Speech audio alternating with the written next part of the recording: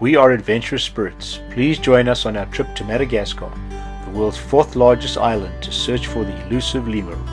Visiting this island nation has always been on our bucket list. Madagascar is situated on the opposite side of the world from our home in Calgary, Canada.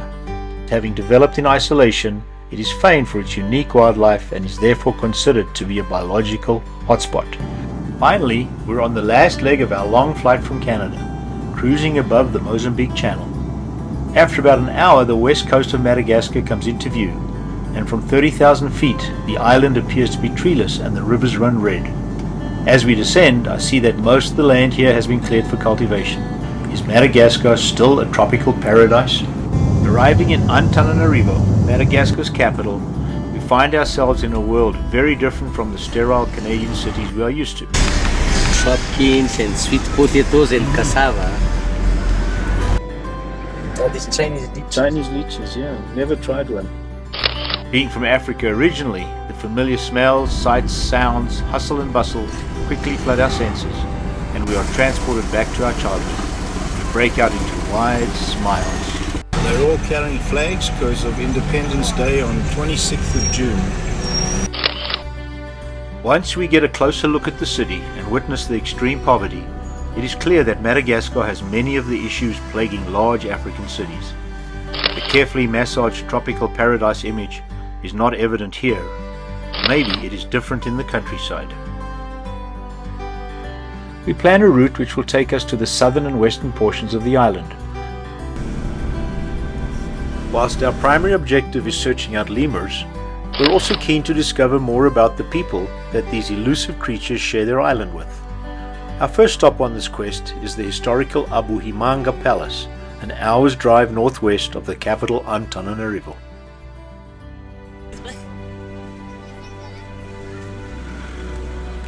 This important historical site, visited by every school child in Madagascar, we learn from our guide was built in 1867 by King Radama, the monarch of the Marina people.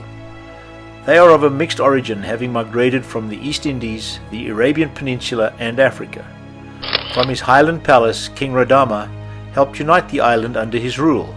However, the French fought 2 wars with the newly formed Marina Kingdom, ultimately expelling the royal family to Algeria and colonizing the island under French rule.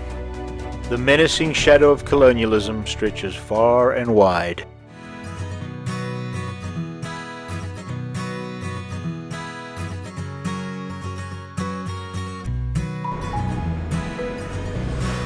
The countryside is easy on the eyes, peaceful and clean. Rice is the main food staple, the growing of which requires vast amounts of land and water. This will no doubt have an impact on the availability of suitable lemur habitat.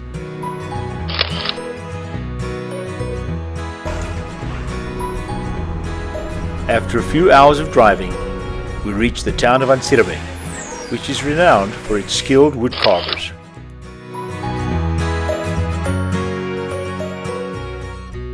The town is pleasant, the people friendly, and the children curious. It has a relaxed feel, with what appears to be a simple, uncomplicated lifestyle, and completely unthreatening. Sweet strains of a melody lure us into a restaurant where we are entertained by 2 talented musicians playing the valiha. It is considered the national instrument of Madagascar.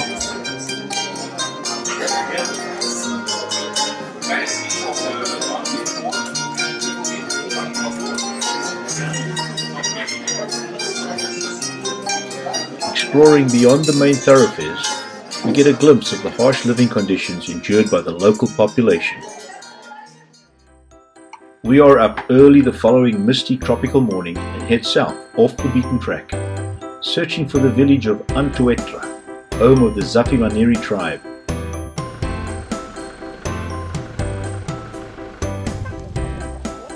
We wandered around the village, which was clean and tidy.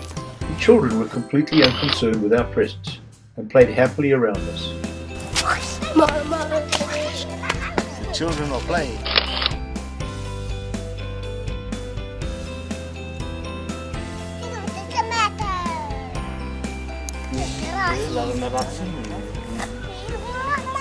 We were invited into one of the houses.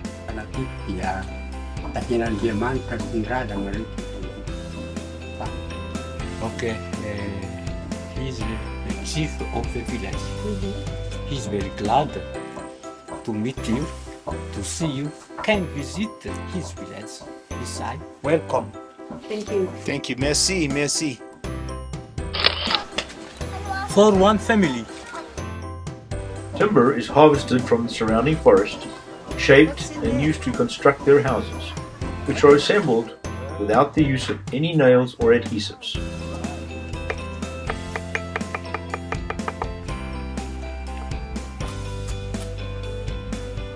And you see also here the honey. Honeycomb. Yes, Honeycomb. means the life is very sweet.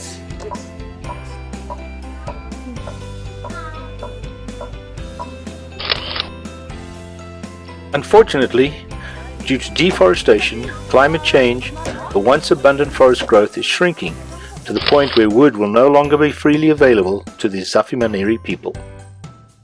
We wanted to get as close to the real Madagascar as possible, so we arranged to spend the night with a Madagascan family and friends. This is Zoo, our driver. Good morning. Good morning. Manahona. Manahuna? Yeah, Does that mean it means bonjour. and we're on our way to, what's the name of the town we're going to? Mahabu. Mahabu. As we go deeper into the rural areas, the road conditions deteriorate and driving becomes more challenging. We spend long days getting to our various destinations.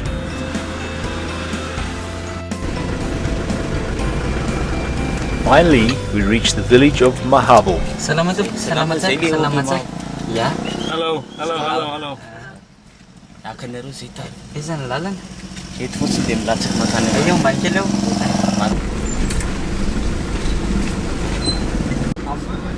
The whole committee.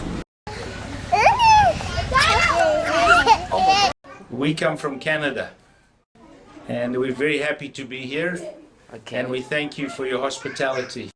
Our host describes the responsibilities of the village committee, which is for education, agricultural and general affairs. We were then shown the school, served a tasty Madagascan dinner and enjoyed lively entertainment.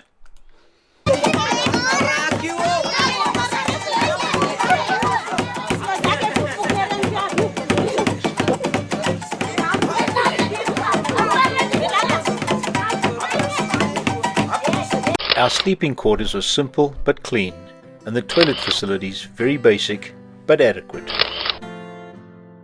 We have thoroughly enjoyed our visit. Despite their poverty, they were proud, generous, and welcoming. Our research informed us that the best locations to see lemurs is in the National Conservation Reserves. That is where we are now headed. We are excited about achieving one of our long-term goals of experiencing these iconic animals in their natural environment. The road now becomes a dusty and muddy track.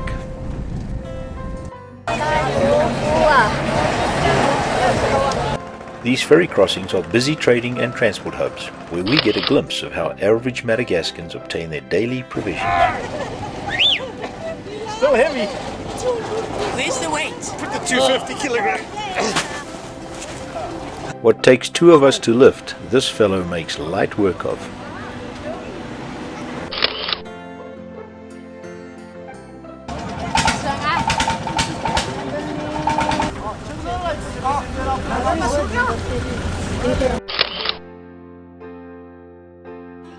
The ferry is full to capacity. We start our 1-hour crossing to the other side.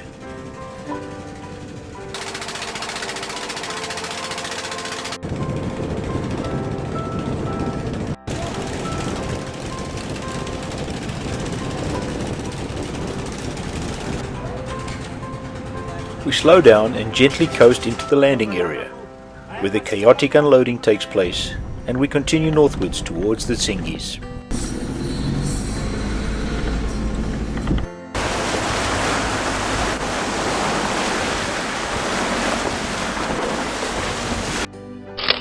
A young girl pauses from her chores to watch us drive onto the ferry for our second major river crossing. So After a long day of almost 8 hours of driving on bad roads, we've come to Kopa. The following morning, driving and hiking through the misty jungle, it feels like maybe we have finally found the legendary Madagascar we've been searching for. Well, the Vaza tree, Vaza means foreigner, and you see, because when we get in the sun we turn brown and we peel. Just like this has some skin, see? Yeah, we have a new skin underneath. There you go. Our guide points out a lemur tucked away in a tree. Where is he here? In that dark part. That's the dark part. That's the lemur. It is a common bamboo lemur, designated by wildlife biologists as the cutest creature on Earth.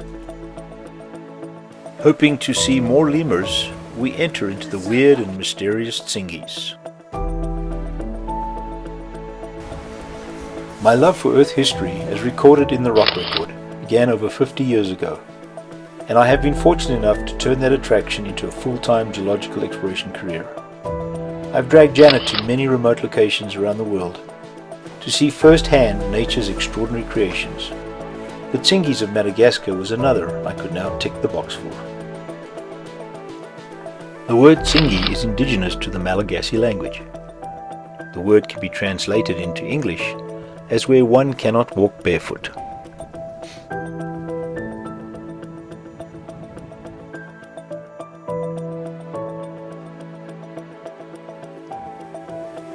The rough surfaces and sharp edges are the result of the solution of the limestones caused by circulating subterranean waters.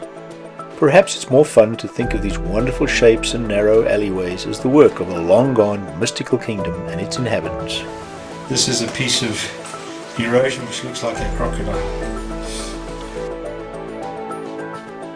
We crawled and scrambled over the intriguing but skin-removing rocks for 2 days, looking for the lemurs which were reported to live in these fascinating crevices. But to no avail, we only saw a lonesome Malagasy ring-tailed mongoose. As we retrace our steps south, heading for our next destination, the famous Avenue of the Baobabs, Madagascar's most visited tourist attraction, we feel a little disappointed at not seeing any lemurs other than the shy one at the start of our Tsingi walkabout. We find ourselves pondering, are there any lemurs left in Madagascar?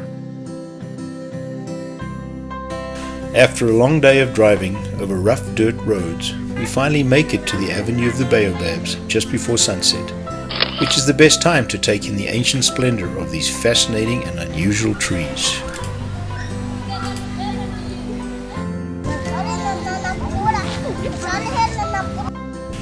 What surprised us is that there is a thriving community living amongst the baobabs, which is not typically as how this popular tourist destination is presented in nature and travel documentaries. The local villagers appear to be happy and content, the children especially so. They were totally absorbed in their games and discussions, oblivious to our intrusion. What is noticeable is that there is not a smartphone or tablet in sight. It makes us ponder what impact these devices are having on the development of North American kids. With the setting of the sun, the magnificent baobabs appear even more majestic and timeless. Unfortunately, this now protected site is but a small surviving remnant of what was once a vast and vibrant forest, where I'm almost certain that lemurs frolicked. As darkness falls, a boy heads home with his pet chameleon, and we head to the hamlet of Morondova, where we will spend the night.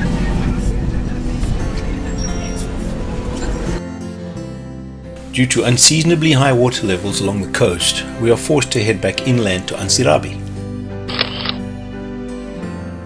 and then head south in order to reach the fishing village of Toliara, our final destination. Along the way, we hope to see lemurs at the Anya Reserve and Isalo National Park.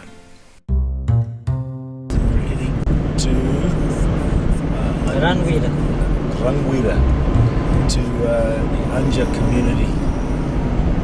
So here we are at Anja, which is a community-based park. We're hoping to see lots of lemurs today. This is our guide, Dada, holding some peanuts. Little leaf bugs. During the rainy season they Essentially butterflies. This is the lilac tree. It's the most common food of the lemurs. It's toxic to humans. 95% of the maki or ringtail lemurs in Madagascar are now gone. The annual reserve was created in 2001 in order to preserve the local environment, its wildlife, as well as provide additional employment and income to the local community. This community reserve is now home to the highest concentration of ringtail lemurs in all of Madagascar.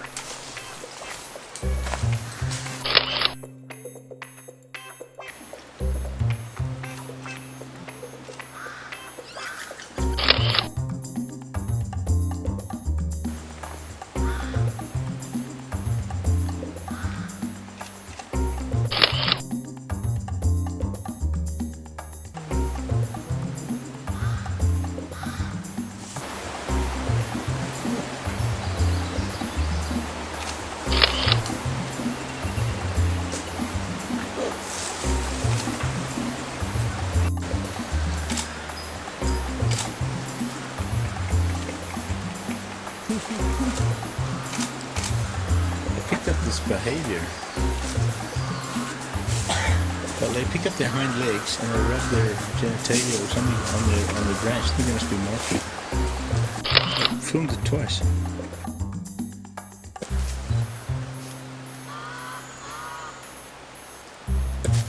We have witnessed this type of community-based conservation all over Africa, and while this model seems to be working well, the animals living in these reserves are habituated to humans, and therefore no longer really living wild.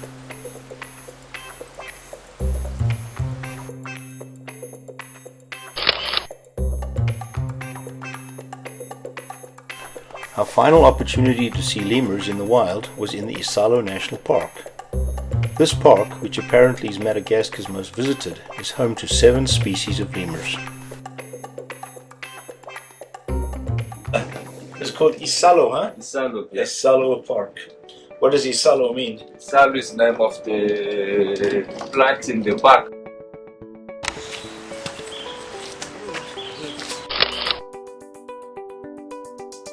Make their roof.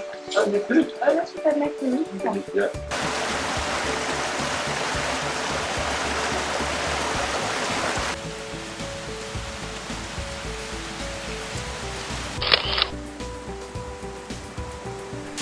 We wandered the valleys of the park for many hours in search of lemurs. We felt excited when we came across a family of ringtail lemurs frolicking in the trees, as well as a lone red-fronted lemur sitting on the forest floor. Our excitement turned to disappointment when we noticed that they had been attracted to this area by the smells of garbage left by picnickers. It's eating garbage. It's not good. I think they like it when you take photos of them. Humans have clearly impacted the lemurs resident in Isalo National Park. Watching the sunset from the high rocky plateau of the park is a must-do experience for any visitor to Madagascar.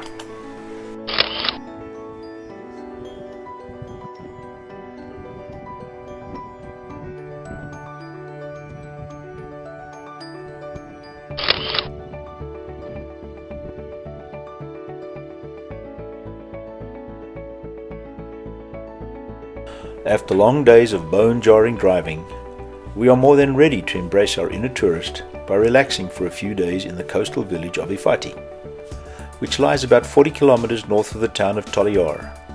This is the final destination on our Madagascan adventure. The road to Toliara passes through the village of Lakaka, the center of artisanal sapphire mining in southeastern Madagascar. Looks like any other little village, doesn't it? Despite the fact that a lot of the world's sapphires come from here. A satellite image of Lakaka village shows the surrounding scarred landscape created by the sapphire mining activity. I had wanted to wander around looking at the gemstones and talking to the dealers and miners, but our driver was too afraid to stop, so he refused and we pushed on. We are in the village of Ifati. On arrival at the hotel, we settled into our beachside cottage. After a restful night, we were awakened by beautiful melodic singing wafting into our consciousness. We dressed hurriedly and headed for the beach, where we encountered the talented musician, and under a stunning sunrise we watched the Vezo fishermen prepare their handcrafted pirogues for their daily fishing trip to provide food for the village.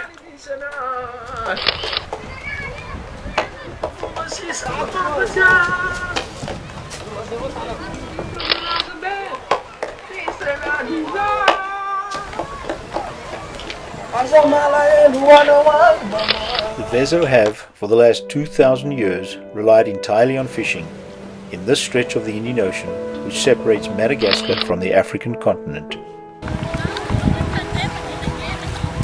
While the men are at sea, the children amuse themselves on the beach, playing and practicing the skills that they will need when they are adults.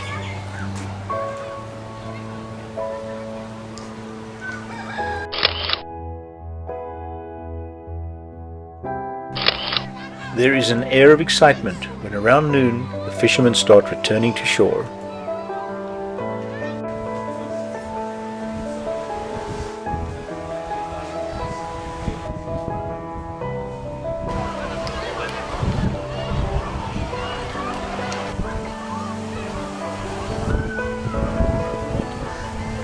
The women and children gather around the pirogues to see what the catch has been and divide it amongst the families. Today it has been mainly sardines. Vezo literally means the people who fish, but it also means to struggle with the sea. The struggle is becoming more acute due to climate change and an increase in foreign commercial fishing, resulting in the catches being significantly less varied and smaller in size. This makes it necessary for the fishermen to venture further out into dangerous waters and for longer periods of time, simply to feed their families. It seems as if many traditional Madagascan ways of life are now under threat.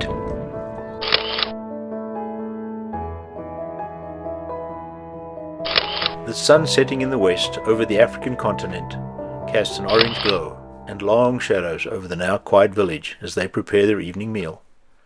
After our dinner, we are treated to a concert.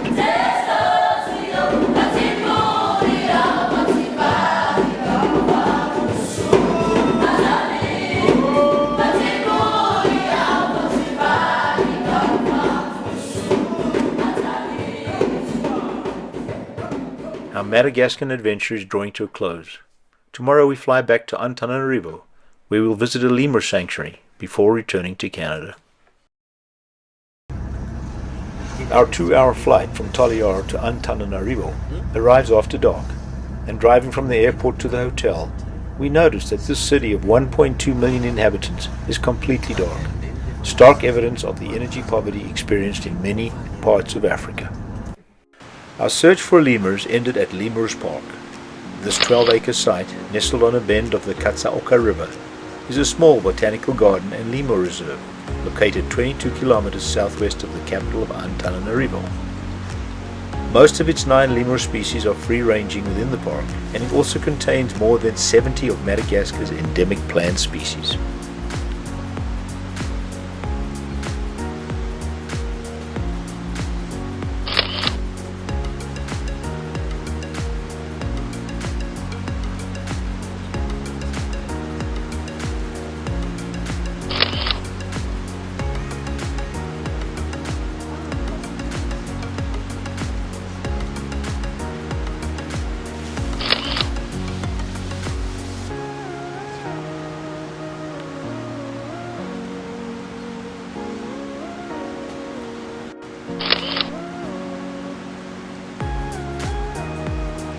Most of the park's lemur inhabitants are confiscated pets, and as such are habituated to humans, affording us the opportunity to see them up close.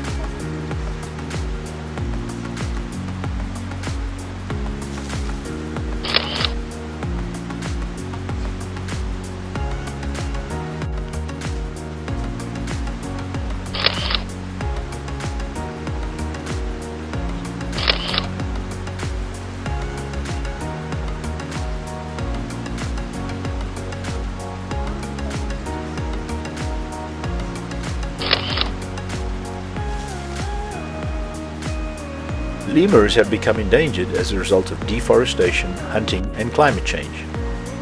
The park's mission is to rehabilitate the lemurs and breed them for reintroduction into the wild.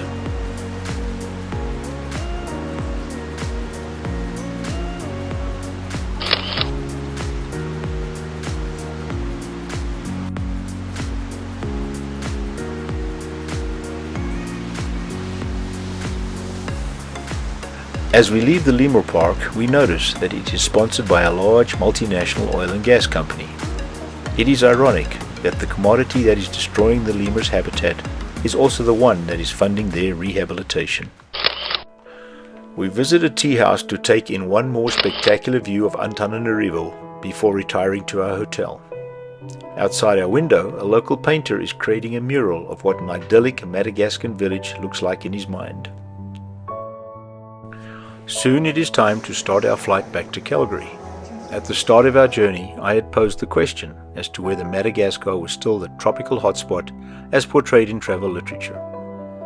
However, the impression gained from our visit is that due to the lasting impacts of colonization, habitat destruction and climate change, the island's wildlife, landscapes, vegetation and inhabitants are all under threat. Despite this, the Malagasy people were kind, friendly and generous. The joy expressed on the faces, the laughter and the singing of the children are a testament to their enduring spirit